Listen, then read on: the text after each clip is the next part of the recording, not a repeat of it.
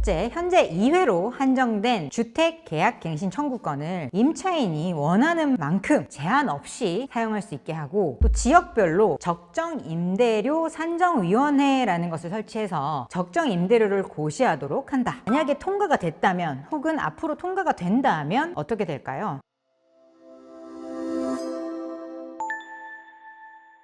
안녕하세요. 부동산 전문 변호사 해결사 쪼변입니다. 2024년 말에 국회에서 현재 2회로 한정된 계약갱신 청구권을 임차인이 무제한으로 사용할 수 있게 하자라고 하는 법안을 발의를 했다가 논란이 일자 철회를 했었죠. 이번 영상에서는 부동산 전문 변호사로서 이런 무한 임대차 계약갱신권이 통과될 경우에 발생할 수 있는 일에 대해서 말씀드리고자 합니다. 변호사라는 직업이 분쟁을 다루는 일을 주로 하다 보니까 정부 정책이 위반되고 또는 추가 수정될 때마다 이해관계자들 간의 분쟁을 많이 접할 수밖에 없습니다. 특히 2020년 임대차 3법이 도입됐을 당시에도 정책 도입할 당시에 그 입법자들은 생각지도 못한 부작용과 사건 사고들, 그리고 소송들도 사실 정말 많이 생겼는데요. 지금까지도 이어지고 있고요. 그런데 이번에 입법 제안되었다가 철회됐던 이 법안 내용을 보면요, 앞서 발의되고 통과됐던 임대차 3법보다 훨씬 더 파장이 클 수밖에 없는 그런 내용들을 담고 있습니다. 일단 언론에 보도된 내용을 기반으로 해당 법안 내용을 한번 정리를 해보겠습니다. 크게 4가지 정도로 내용을 요약할 수가 있는데요. 첫째, 현재 2회로 한정된 주택 계약 갱신 청구권을 임차인이 원하는 만큼 제한 없이 사용할 수 있게 하고, 또 지역별로 적정 임대료 산정위원회라는 것을 설치해서 적정 임대료를 고시하도록 한다. 두 번째, 임대차 보증금 그리고 선순위 담보권, 국세, 지방세의 체납액을 더한 금액이 주택가격의 70% 이내, 그것을 넘지 못하도록 한다. 세 번째, 임대차 보증금이 일정 기준 이하인 경우에는 임차인은 다른 담보권자보다 우선해서 임차 보증금 전액을 변제받을 수 있도록 제도화한다. 네 번째, 임대인이 계약 갱신 요구를 거절하는 조건도 월세 2회 연체에서 3회 연체로 강화한다 라는 내용들을 담고 있습니다. 해당 법안을 발의한 국토교통위원회 소속 진보당 윤종호 의원은 이 같은 법안이 전세 사기에 노출된 임차인 보호를 확대할 수 있을 것이라고 본 것 같습니다. 전체 가구의 40%에 달하는 임차인 가구가 임대인의 임대료 인상 또는 퇴거 요구로 주거 불안에 시달리고 깡통 전세 그리고 무자본 갭 투기 같은 문제에 노출되고 있으니까 이러한 힘없는 임차인들을 보호하기 위한 법안이 필요하다는 취지인 겁니다. 다행이라는 표현이 또 적합할지는 모르겠지만 다행히 이 법안이 통과가 되지는 않았어요. 그런데 만약에 통과가 됐다면, 혹은 앞으로 통과가 된다면 어떻게 될까요? 100% 제가 미래를 예측할 수는 없지만 아마 이런 문제들이 발생할 수 있지 않을까 하는 우려 섞인 말씀을 드리고 싶습니다. 먼저 자연스럽게 임대 공급 물량이 감소하면서 매물 자체가 잠길 가능성이 높습니다. 임대인은 임차인의 계약갱신 청구권을 무제한으로 인정할 수밖에 없게 되니까 새로운 세입자로 교체할 기회 자체를 잃게 되고 적정한 임대료 조정이 어렵다라고 판단할 가능성이 높겠죠. 그러면 이에 따라서 신규로 임대하는 것을 꺼리거나 기존 임대주택을 아예 그냥 매각하려는 움직임이 커질 수 있습니다. 그리고 현재 집을 소유하고 있더라도 여러 가지 이유로 그 집은 임대를 놓고 실제 거주는 다른 곳에서 또 임차인으로 있는 집주인들도 많거든요. 그런데 이러한 집주인들이 그냥 내 집에 직접 들어가서 거주하겠다라는 선택을 할 가능성도 높고요. 결과적으로 전월세 시장에서 임대 매물이 줄어들어서 세입자들이 원하는 주택을 찾는 것 자체가 매우 어려워질 가능성이 있다고 보여집니다. 또한 이 전월세 가격도 많이 올라갈, 특히나 인기 지역에서는 폭등할 가능성도 높을 것 같습니다. 계약갱신이 무제한 가능해지면요, 임대인은 신규 계약할 수 있는 시점에서 그 시기에 가장 높은 보증금과 월세를 요구할 수밖에 없을 겁니다. 왜냐하면 계속해서 무제한으로 갱신을 해줘야 되니까요. 그래서 아예 초기 임대료를 높게 산정하게 될 텐데, 그렇게 되면 신규 세입자의 진입 장벽이 커질 수밖에 없습니다. 정부가 적정 임대료를 고시한다 하더라도요, 시정에서의 수요 공급 원리를 무시하는 정책일 경우에 이중 계약을 한다든지 아니면 권리금 같은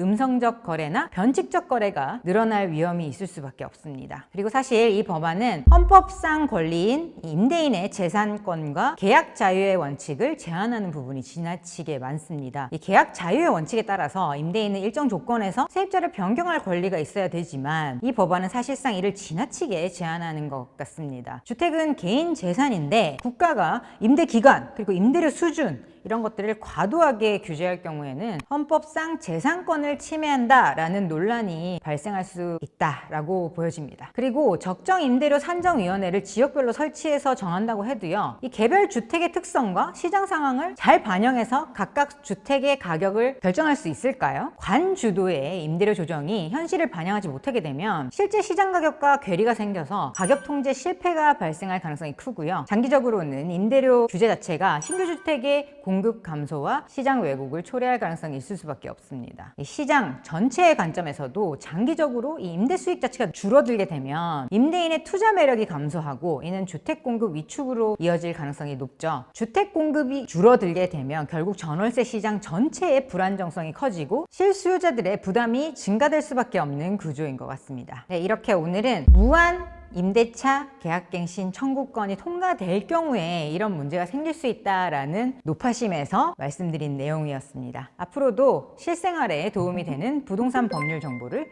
쉽고 정확하게 전달드리겠습니다. 고맙습니다.